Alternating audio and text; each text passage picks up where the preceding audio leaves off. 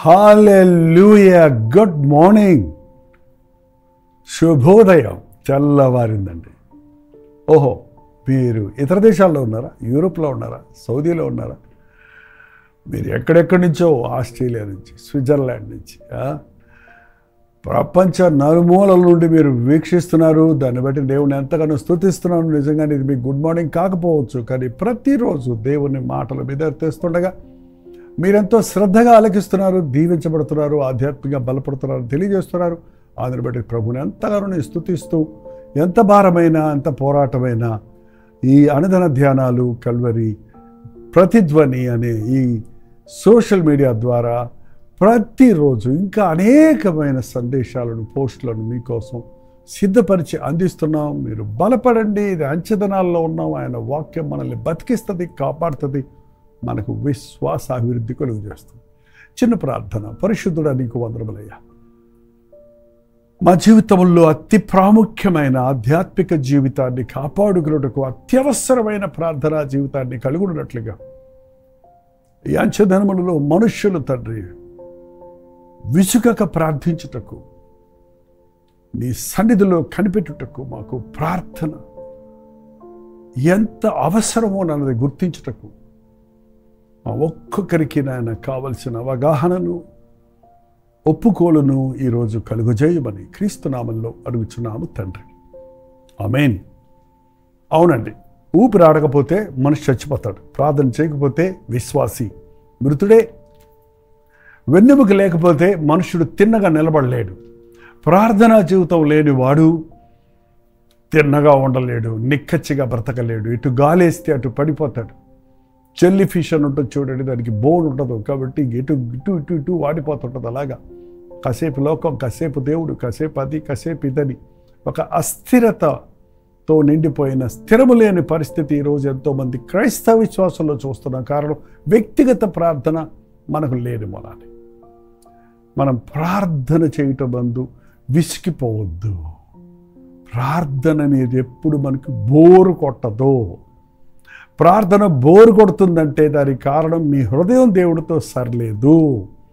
మీరు దేవునితో డిస్కనెక్ట్ అయిపోయారు. మీరు సెల్లో మాట్లాడుతున్నారు కదా, మీకు ఇష్టమైన వాళ్ళతోటి ఎంతసేపు మాట్లాడతారు చెప్పండి? చేతులు తిమ్మిరెక్కేదాకా మాట్లాడుతుంటారు. బ్యాటరీ అంతా, సెల్లో బ్యాటరీ అంతా అయిపోయేదాకా మాట్లాడుతుంటారు కదండి.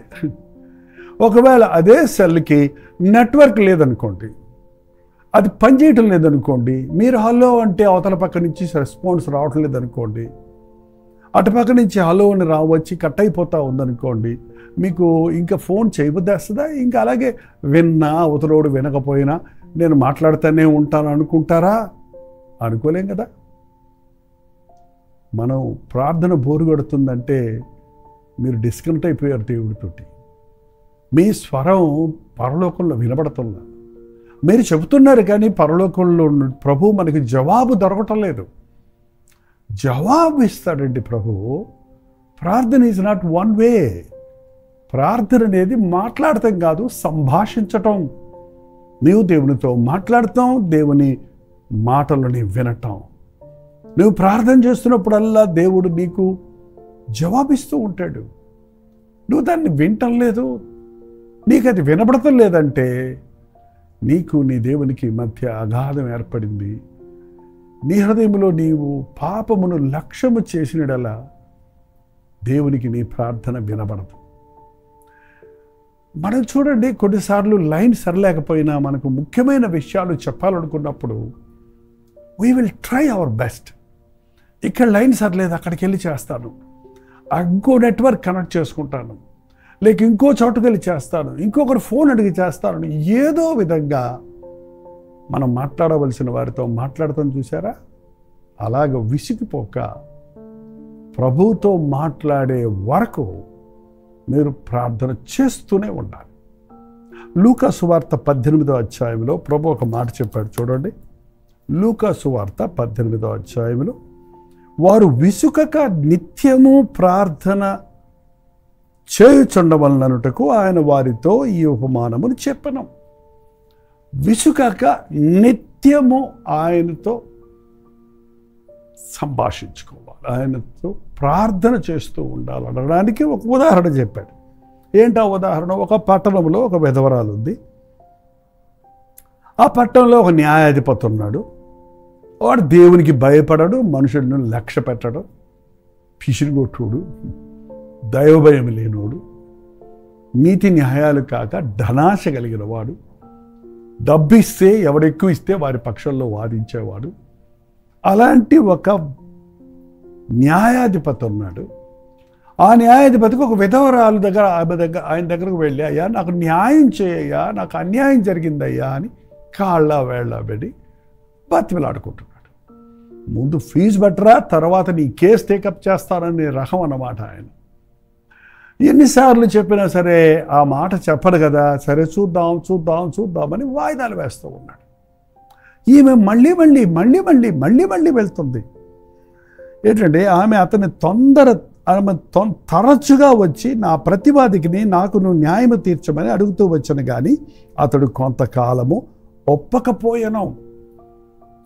అతడు జవాబు ఇవ్వకపోయినా, లెక్క చెయ్యకపోయినా మళ్ళీ మళ్ళీ మళ్ళీ మళ్ళీ మళ్ళీ మళ్ళీ వెళ్ళి నాకు న్యాయం తీర్చు, నాకు న్యాయం తీర్చు, నాకు న్యాయం తీర్చు, నాకు న్యాయం తీర్చు అని అడుగుతూ ఉంటే ఆ న్యాయాధిపతి అనుకున్నాడట, ఏంట్రా నాయనా, నేను దేవునికి భయపడకయో మనుషులకు లక్ష్య పెట్టకయో నుండి ఒక న్యాయవాదిగా ఉన్నప్పటికీ దేవునికి భయపడక మనుషులకు లక్ష్య పెట్టక ఉండినను ఈ విధవరాలు నన్ను తొందర పెట్టుచున్నది కనుక, నన్ను తొందర పెట్టేస్తుంది వచ్చేమి కనుక మాటి మాటికి వచ్చి గోజాడకుండానట్లు ఆమెకు న్యాయము తీర్తునని తనలో తాను అనుకొనెను.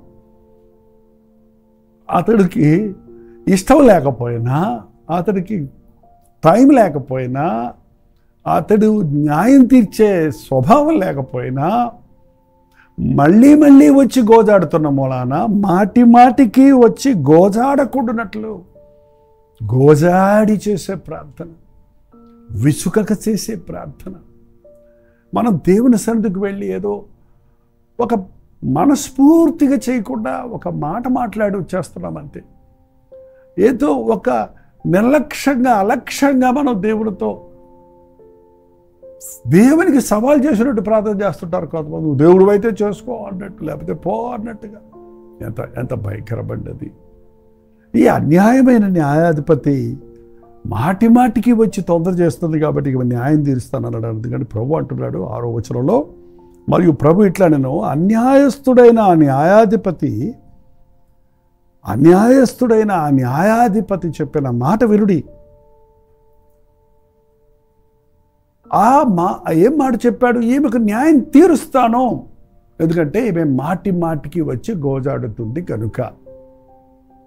ఒక అన్యాయస్తుడైన న్యాయాధిపతి మాటి మాటికి గోజాడి విసిగిస్తూ ఉన్న ఆమెకు న్యాయం తీర్చడానికి ముందుకొస్తే, దేవుడు తాను ఏర్పరచుకున్న వారు దివారాత్రములు తన్ను గురించి మొరపెట్టుచుండగా వారికి న్యాయము తీర్చడా? వారి విషయమే కదా దీర్ఘశాంతము. ఒక అన్యాయస్తుడైన న్యాయాధిపతి మాటి మాటికి వచ్చి గోజాడుతున్నందున ఆమెకు న్యాయం తీరిస్తే, తాను ఏర్పరచుకున్న దేవుని బిడ్డలు, తాను రక్తమిచ్చి కొనుక్కున్న విశ్వాసుల పడే మనం, తన బిడ్డలుగా పిలువబడుచున్న మనం, తను ఏర్పరచుకున్న జనాంగం, తను ప్రేమించిన ప్రజలమైన మనం దివారాత్రములు ఆయనకి మొరపెట్టుతుంటే మనకు ఆయన న్యాయము తీర్చడా? తప్పక తీరుస్తాడు. అందుకని గోజాడి జవాబు వచ్చే వరకు ప్రార్థించండి, విసుగక ప్రార్థించండి, అవిశ్వాసానికి చోటివ్వకుండా ప్రార్థించండి. కొన్ని గడ్డు సమస్యలు ఉంటాయండి మన జీవితాల్లో, కొన్ని కఠినమైన విషయాలు ఉంటాయి మన జీవితాల్లో. మరి ముఖ్యంగా నేను అనుకునేది ఏంటంటే, ఈ లోకంలో అతి ప్రాముఖ్యమైనటువంటి సమస్య ఒక చెడిపోయిన మనిషితో సంసారం చేయటం, ఒక తిరుగుబాటు చేస్తున్న బిడ్డను కలిగి ఉండటం, ఒక వ్యతిరేకమైన పరిస్థితుల్లో బతకటం. మనుషుల మనస్సును మార్చగలిగిన వాడు దేవుడు ఒక్కడే. కొట్టి తిట్టి మనం ఎవరిని మార్చలేము. ఒక తాగుబోతును మార్చగలిగిన వాడు ఆయనే, ఒక లంచగొండిని మార్చగలిగిన వాడు ఆయనే, ఒక అబద్ధికుడిని యథార్థపరుడుగా చేయువాడు ఆయన. మనం ఇతరుల కొరకు విజ్ఞాపన చేస్తున్నప్పుడు నీవు రక్షించబడిన తర్వాత, నువ్వు పాపము నుంచి విడిపించబడిన తర్వాత, నీ ఇంటి వారి కొరకు, నీ సొంత వారి కొరకు, నీ చుట్టూన్న వారి కొరకు నీవు దేవుని సన్నిధిలో విడువక ప్రార్థించాలి, విసుకక ప్రార్థించాలి. వారి రక్షణ కొరకు నువ్వు గోజాడి ప్రార్థించాలి. వారి ఆ ప్రార్థనలకు జవాబు వచ్చే వరకు ప్రార్థించాలి. నేను చాలాసార్లు చెప్తుంటాను, మా కుటుంబంలో మా తల్లిగారు, మా తండ్రి గారు రక్షణ కొరకు 12 సంవత్సరాలు ప్రభు సన్నిధిలో గోజాడి మారుస్తాడు నా దేవుడు మారుస్తాడు అని.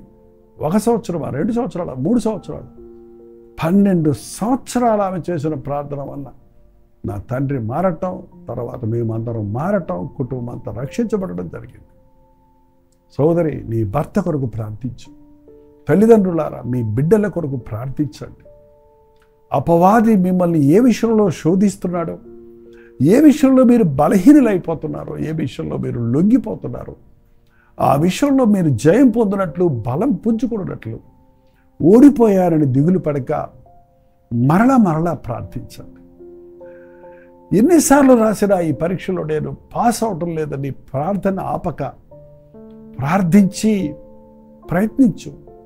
ప్రతి ప్రయత్నము కూడా ప్రార్థనతో ప్రయత్నిస్తే నీవు కుస్తీ పట్టిన నీ సొంత బలముతో, జ్ఞానముతో, నీ శక్తితో, నీ జ్ఞానముతో, నీ డబ్బుతో, నీ యొక్క అధికారంతో నీవు చేయలేని కార్యాలన్నీ ప్రార్థన వలన సాధ్యం. ప్రార్థన వలన కఠిన హృదయుడైన అన్యాయస్తుడైన న్యాయాధిపతి కూడా కరిగిపోయాడు. నీకు కాదు అన్నవారు నీకు పిలిచి ఇదిగో తీసుకోవని ఇచ్చేటట్టుగా దేవుడు పరిస్థితుల్లో మారుస్తాడు. నీ డబ్బు తీసుకొని నిన్ను దోచుకొని నీ మీద నిందలు మోపే వారి కొరకు నువ్వు ప్రార్థించు. వాడు తిరిగి ఇవ్వడిగా ఇస్తాడని ఎందుకు ఇస్తారండి? 5 లక్షలు నమ్మి ఒకరికి ఇచ్చాను అని చెప్పి ఈరోజున ఎంతోమంది దేవుని దగ్గర మొరపెట్టడానికి బదులు కోర్టులకు ఎక్కుతున్నారు. నువ్వు దేవునికి మొరపెట్టు. అన్యాయస్తుల హృదయాలను ఆయన మార్చేవాడు, కఠిన హృదయాలను మార్చేవాడు, మన పరిస్థితులను మార్చేవాడు, ఆయన మనకు మేలు చేయువాడు, మన ప్రార్థనలకు జవాబిచ్చేవాడు. తాను నిజముగా మొరపెట్టు వారికి ఆయన తప్పక జవాబిస్తాడని దేవుడు వాక్యం సెలవిస్తుంది. ఆయన దగ్గరకు వచ్చిన వారికి మనం ఆయన దగ్గరకు వెళితే ఆయన మనకు సమీపంగా ఉంటాడు. అంటే ఆయన ఎప్పుడు మారడు, ఆయన అక్కడే ఉంటాడు. మనమే ఆయనకు దూరం అయ్యాం. జ్ఞాపకం పెట్టుకోండి, మనం ఆయనకు దూరం అయిపోతున్నాం కాబట్టి మనకు సమస్యలు ఎక్కువైపోతున్నాయి, చిక్కులు ఎక్కువైపోతున్నాయి. ప్రార్థనలో మనం దగ్గరకు వచ్చినప్పుడు, ప్రార్థిస్తున్నప్పుడు దేవునికి దగ్గరవుతున్నాం, దేవునికి సమీపస్థులం అవుతున్నాం. దేవునికి సమీపిస్తున్నాం కాబట్టి శత్రువు మనకు దూరం అయిపోతాం. లోకములో ఉన్న అన్యాయపు కార్యాలు మనకు దూరం అవుతాయి. అందుకే ప్రార్థించేవాడు దేవునిని కలిగిన వాడిగా ఉంటాడు. ప్రార్థించేవాడు ధైర్యంగా ఉంటాడు. ప్రార్థించేవాడు సాహస కార్యాలు చేయగలుగుతాడు. ప్రార్థనతో పనిచేసేవాడు 100 ఫలము చూడగలుగుతాడు. విశ్వాసముతో దేవుని సన్నిధిలో మొరపెట్టినప్పుడు మన ప్రతి మొరకు జవాబు వస్తుంది. విసిగిపోయారా? ఇక ప్రార్థన వద్దనుకుంటున్నారా? లేదు. ఇక పుట్టరు బిడ్డలు ఎన్ని రోజులు ప్రార్థన చేయాలి, ఎన్ని సంవత్సరాలు ప్రార్థన చేయాలని దిగులు పడొద్దు. విసుకక ప్రార్థిస్తూనే ఉండండి. దేవుని సన్నిధిలో గోజాడుతూనే ఉండండి. నోరు విప్పితే ప్రభువా నాకు మేలు చేయవా, నాకు న్యాయం చేయవా, నాకు సహాయం చేయవా అన్న ప్రార్థన మీరు ఆలాపన చేయండి. ఖచ్చితంగా దివారాత్రములు తనకు మొరపెట్టుచున్న ప్రజలకు అన్యాయము చేయుడు తప్పక మనకు న్యాయం తీరుస్తాడు. ప్రార్థన. పరిశుద్ధుడ, ప్రేమగల తండ్రి, ఎన్నోసార్లు మేము విసిగిపోతున్నామయ్యా. ప్రార్థనలో గోజాడడానికి బదులు తండ్రి ప్రార్థనలో నిర్లక్ష్యపరులమై అవిశ్వాసానికి చోటిస్తున్నాం.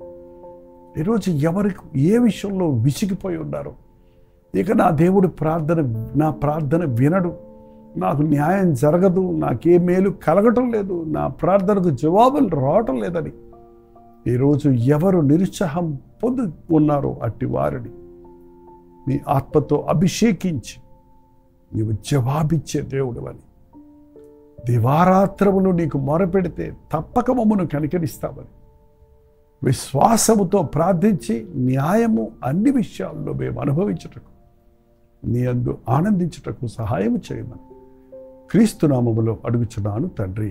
ఆమేన్. మన తండ్రి అయిన దేవుని యొక్క ప్రేమయు, కుమారుడైన క్రీస్తు యొక్క కృపయు, ఆదరణకర్త అయిన పరిశుద్ధాత్మ యొక్క సహవాసం కూడి వచ్చిన మనందరికీ ఇప్పుడు సదాకాలము తోడయుండును గాక. ఆమేన్. దేవుని స్తోత్రం. మీ ప్రార్థన స్తోత్రాల భారాలు 954041 నెంబర్కి మీరు ఇతర దేశాల్లో ఉంటే 91001000 వరకు ఒక టెక్స్ట్ లేక వాయిస్ మెసేజ్ ద్వారా వాట్సాప్ పెట్టండి. మేము అన్ని పరిశీలిస్తున్నాం, మీకోసం ప్రార్థిస్తున్నాం, మీరు కూడా ప్రార్థించండి. ప్రవచితమైతే మధ్యాహ్నం 3 గంటలకు హెచ్చరిక, అలాగే రాత్రి 9 గంటలకు కల్వరి ప్రతి తోడిలో మళ్ళీ కలుసుకుందాం. అంతవరకు దేవుని మహాకృప మీకు తోడైనది గాక.